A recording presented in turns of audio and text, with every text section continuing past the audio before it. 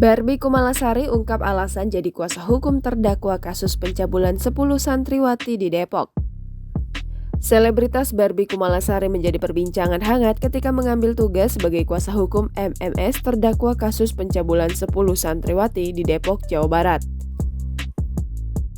Alasan pertama, Barbie berujar menjalankan profesi sebagai advokat karena yang namanya advokat itu dilindungi oleh undang-undang dan berhak membela orang yang baik ataupun yang salah.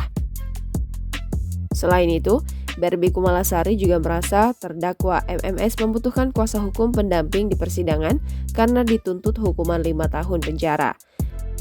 Barbie Kumalasari sendiri sudah mendapat gelar advokat sejak tahun 2016. Berada di bawah firma hukum Kumala Lubis dan Partners, mantan istri Galih Ginanjar ini jarang mengambil kasus-kasus sensitif. Kasus pencabulan 10 santriwati ini sekaligus menjadi cara Barbie Kumalasari menepis gelar advokat kaleng-kaleng yang selama ini disematkan kepadanya. Sidang kasus pencabulan 10 santriwati dengan terdakwa MMS berlangsung di Pengadilan Negeri Depok. Sidang selanjutnya akan digelar pada 17 Mei 2022 dengan agenda pemeriksaan saksi-saksi.